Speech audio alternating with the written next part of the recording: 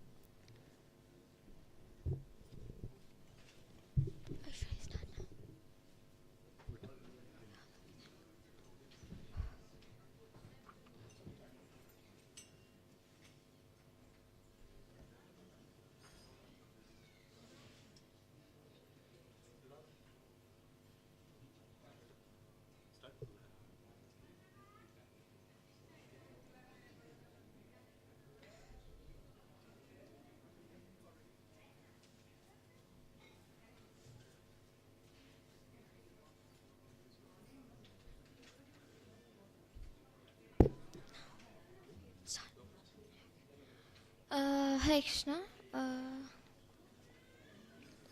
First I should do the prayer or like Om Jnanatimirandasya Jnanajana-Shalakaya Chakshurunmilitam Yena Tasmai Shri Gurave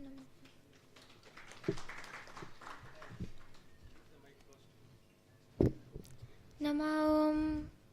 Nama Om Vishnupadaya Krishna Preshthaya Bhutale Srimate Jayapataka Swami Jaya Iti Namine. Nama Om Vishnupadaya Krishna Preshthaya Bhutale Srimate Bhaktivedanta Swami Iti Namine. Namaste Saraswate Deve Gauravani Prashayine Nirvishesha Sunyavadi Pashyata Deshatarine. Jai Shri Krishna Chaitanya Prabhu Nityananda Shri Advaita Gadadhara Shivasadi Gaura Bhakta Vrinda. Hare Krishna Krishna Krishna Hare Hare Hare Rama, Rama Rama, Hare Hare. Okay. 1 second.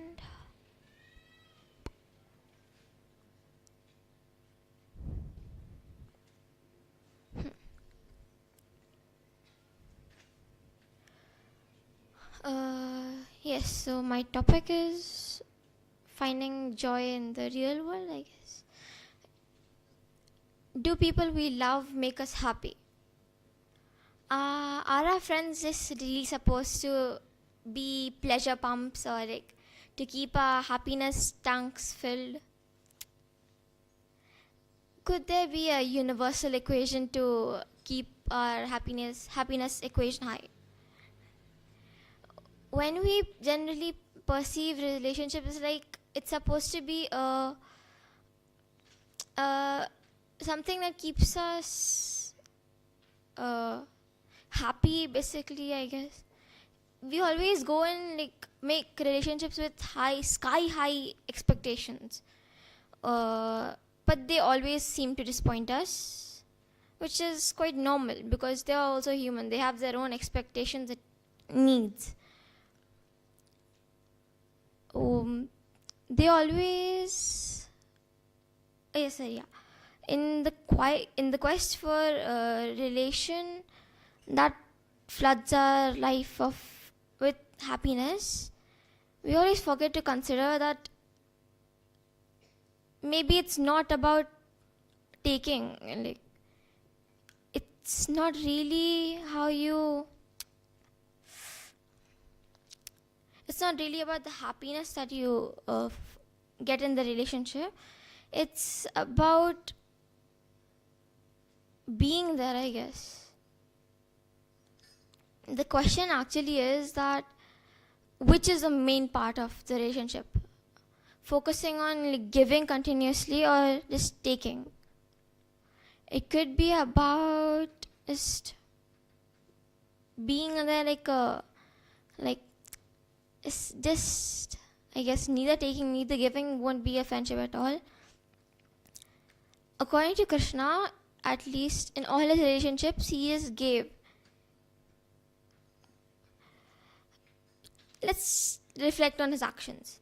Well, when Draupadi was during her Vastraharan, Krishna was the only one she prayed to, because he was the only one she really could fall back on at that moment. The Pandavas, all the great scholars who were present in the assembly, neither of them were able to help her. So, yet he was the only one who first came to her mind. Even when Durvasa Muni came to her for the meal, Krishna was the one who came and helped her. Even when during the battle of Kurukshetra, in the start, when there were so many great sages and scholars, Krishna was the one he really, I guess, he only sought Krishna for like a moment of clarity. He was the only one who they really would basically, they were sure that he would give their life for them. The relationship was equal. Both were giving. Arjuna was giving his trust, when he had no idea, no clue what to do. He was just what he has gave up. He was having a midlife crisis, I guess.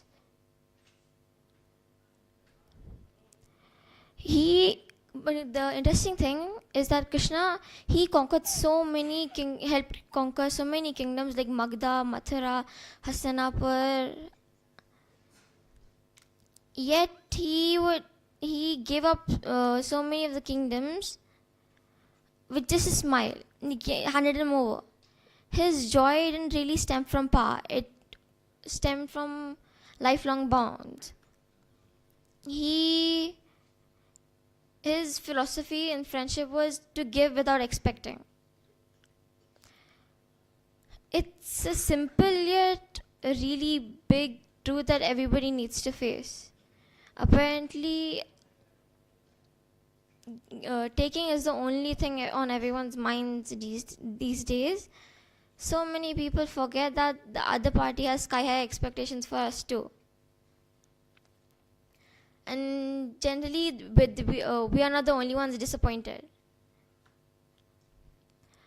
Living solely for oneself can lead to an inevitable spiral into isolation and sadness.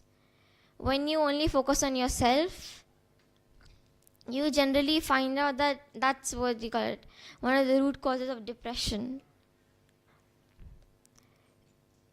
In a search of relationship that gives pleasure, we forget the main part.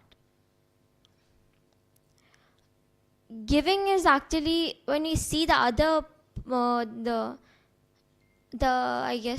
other party, you would say, happy. That happiness comes from the happiness that when you make the other party happy. That's more, you could say, empowering than any other happiness that you could get from taking any, like, just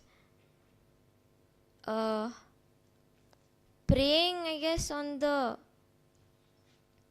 feelings.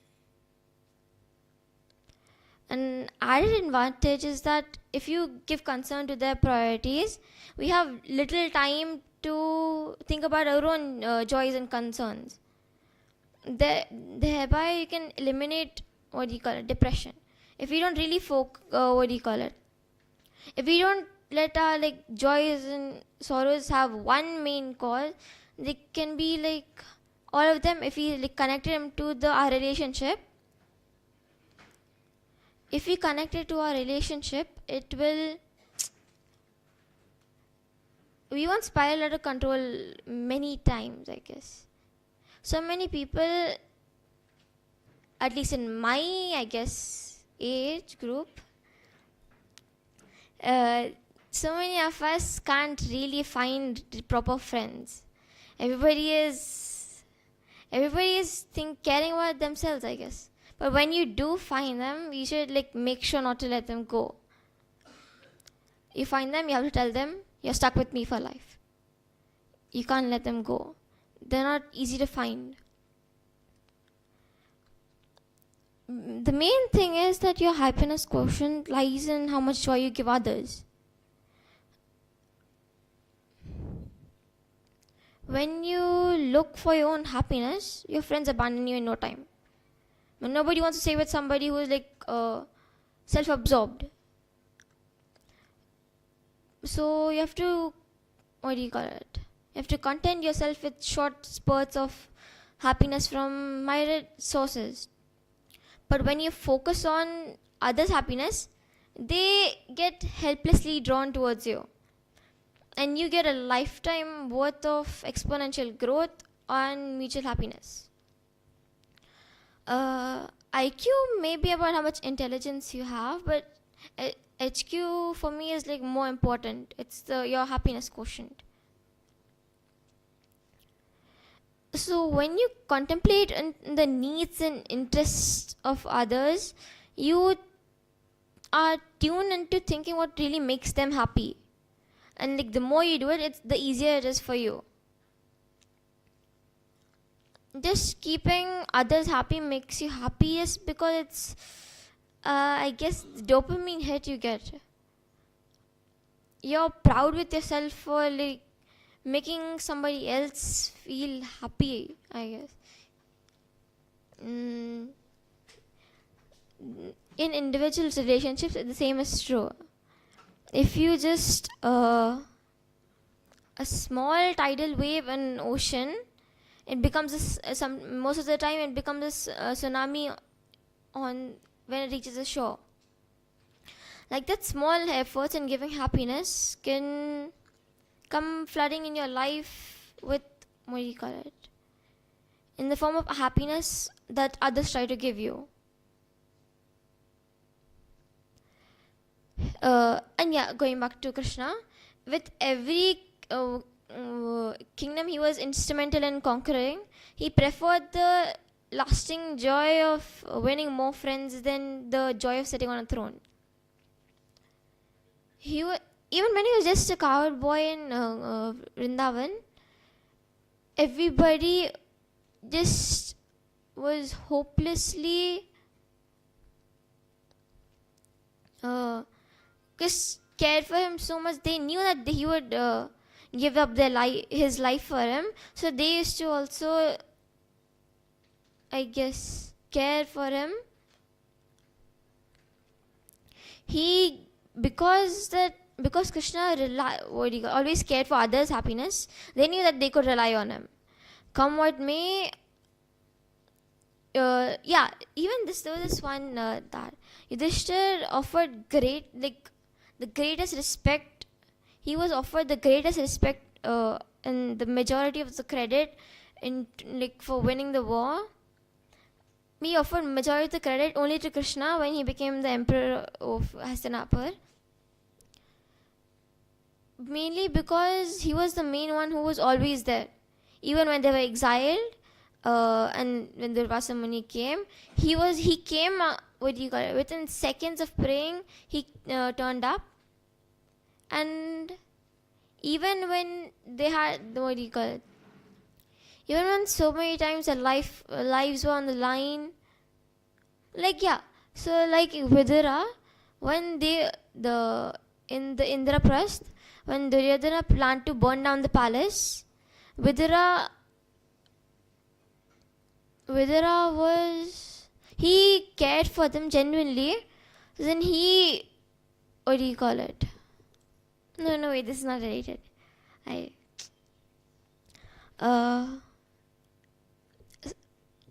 there's this case study done. I remember this. Psychologically, wait, the number, I forgot the number. Anyway, most depressions, going back to the depression, most depressions result from thinking too much about what we can't have majority of the time. Thinking about only our own needs, interests or concerns. The ones who actually think about the needs and interests and concerns of the others, they generally become icons. All the ones who actually become successful are because they found something in their life, I guess. Maybe it was about somebody they care about. Majority of them, their drive, I guess, came from people in their life.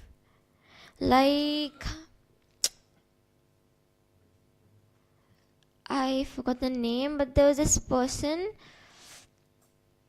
I'll tell next time if there is. Anyway, 1 second, sorry.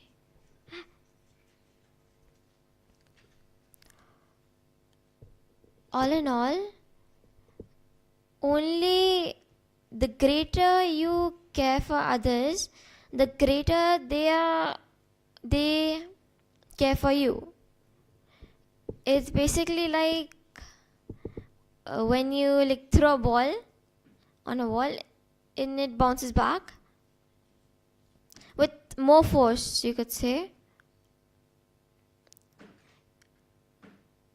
No, there's this quote about karma. It's that if whatever you do to others, be it good or bad, it comes back fourfold.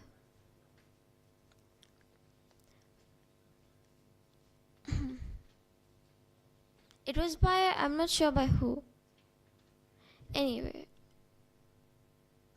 any questions?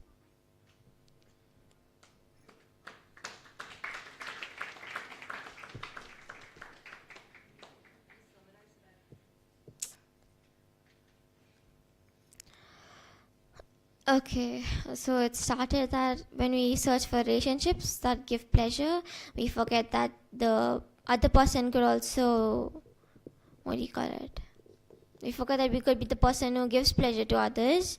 We are so engrossed in our own happiness that we really don't have thought about others' happiness. But if we give, we receive. We receive lifetime, what do you call it? Love, joy, and lifelong friendships. And added advantage is that giving others needs and concerns priorities means that we have little time to think about our own needs and priorities. Small efforts in giving others happiness results in others trying to give you happiness, resulting in mutual happiness. Happiness quotient lies in how much joy you really give others. Thank you.